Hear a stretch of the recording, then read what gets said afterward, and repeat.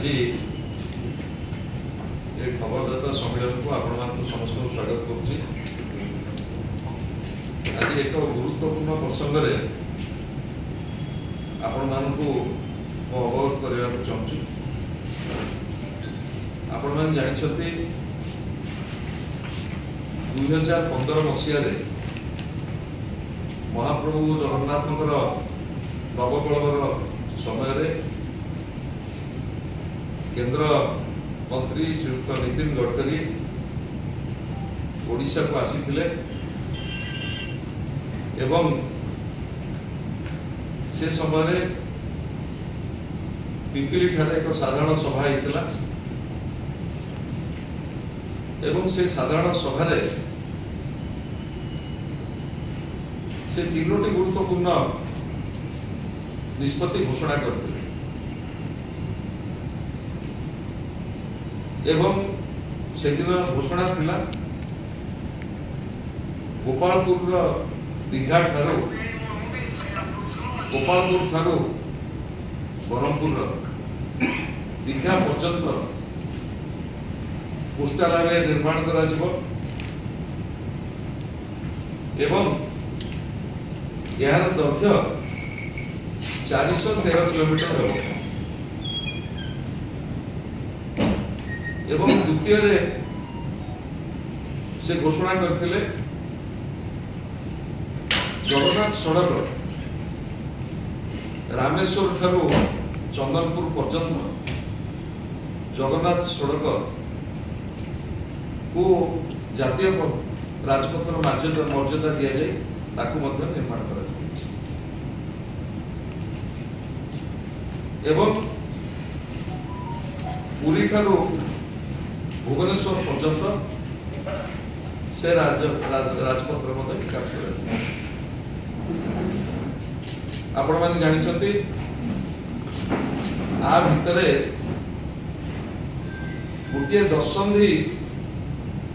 अतिक्रम कर सारा एवं ये उपकूल राजपथ कोस्टाल हाईवे नहीं बहुबार सांबादिक सम्मेलन होती राज्य में चर्चा आलोचना होती एवं व्यक्तिगत भाव जो दिन ठारू कोस्टाल हाईवे घोषणा करागला आज पर्यंत मु विभिन्न समय आपण पाखे मत रही मु मूलरू कही जदि ये प्रस्तावित कोस्टाल हाईवे निर्माण हुए ओडिशार अर्थनैतिक विकास ओडिशार पर्यटन विकास एवं आमे उपकूल ओडिशा रे जो क्रमागत भाव में प्राकृतिक विपर्यय बात्या को जो फेस करुचे तार मध्य गोटे समाधान बाट बाहर कोस्टाल हाईवे केवल ओडिशार अर्थनीतिर मुखसड़ा हेनी ओडिशा विकास गोटे बड़ माइलखुंट हम कोस्टाल हाईवे प्रस्तावित कोस्टाल हाईवे एवं परवर्ती समय बहु चर्चा आलोचना पर तीन थर ये प्रकल्प को बदला तीन थर प्रकल्प को बदला गला पर केंद्र सरकार राज्य सरकार सहमति हेले रामेश्वर ठारू रतनपुर गोटे पैकेज एवं रतनपुर ठारू दीघा पर्यंत आ गोटे पैकेज दुईटी पैकेज रे ये जातीय राजपथ कोस्टाल हाईवे निर्माण कर एवं यह जो घोषणा करा जाइतिला 413 किलोमीटर ताको कमेकी करागला 346 किलोमीटर प्रथम पैकेज रामेश्वरपुर ठारू रतनपुर 176 किलोमीटर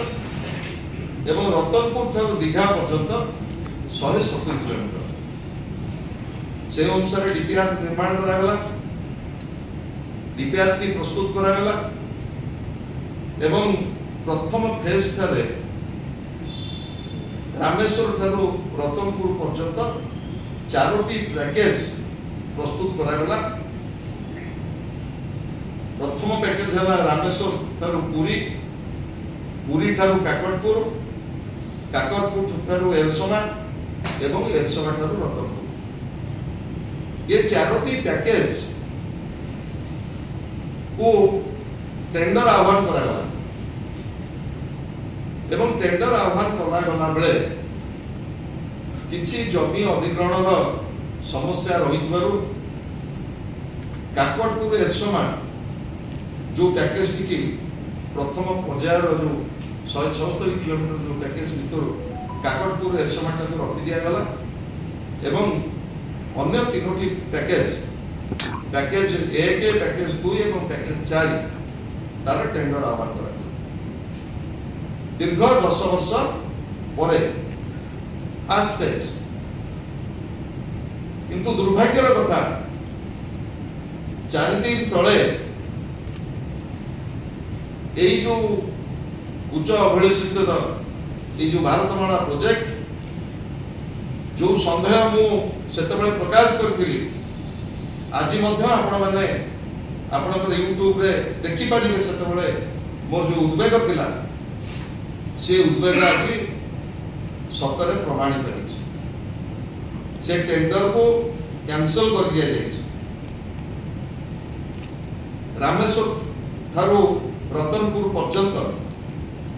4 लेन विशिष्ट उपकूल जातीय राजपथ प्रथम फेज रे जो 176 किलोमीटर रास्तार जो टेंडर आह्वान करा जायतिला एवं तार जो 3टी पैकेज प्रथम पर्याय रे टेंडर खोला हवा कथा 4 दिन तले से टेंडर को अनिर्दिष्ट काल पई बातिल कर दिया जाय एवं बातिल करा गला तार जा कारण विभिन्न पदाधिकारी एनएचआई कर्तृपक्ष जहाँ मुझे पाई जो 4 लेन विशिष्ट जो उपकूल राजपथ निर्माण करा कथा ताकू आउ 4 लेन करा नहीं ताकू 2 लेन रे सीमित करा ये संपूर्ण भाव रे अनिश्चितता भितर ये प्रकल्प जो डबल इंजिन रो स्वप्न देखा जायतिला कोस्टल हाईवे जो स्वप्न 10 वर्ष तले 2015 मसीह केंद्र मंत्री जो घोषणा करथिले या भितरे माननीय केंद्र मंत्री मु 8टी विभिन्न भिन्न भिन्न समय वक्तव्य देखुची आपण माने जोटा को प्रचारित करछथि प्रसारित करछथि निर्वाचन पूर्व पुरी रे मध्य घोषणा करा गला एई रामेश्वर रतनपुर पैकेज बाबद रे किंतु दुर्भाग्यर कथा से टेंडर को जो बळे भाव रे बातिल करा गला टेंडर बातिल गोटे प्रक्रिया सेतरे बातिल करा जिबारे किछ असुविधा नाही किंतु जो प्रस्तावित 4 लेन विशिष्ट उपकूल जातीय राजपथ कोस्टल हाईवे जो कोस्टल हाईवे निर्माण हेले ओडिसा रा भाग्य भविष्यत ओडिसा रा विशाल पर्यटन जो संभावना वर्ष वर्ष धरी दशंधि धरी आमे जो प्राकृतिक विपर्यय को जो मुकाबला करछु जहार गुटिए आमे आश्वस्त होतुलु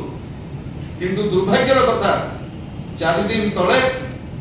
ये प्रकल्प को जो बड़ी भाव में टेंडर को बातिल करा गला ये ओडिसा रा जनसाधारण को धोखा कहले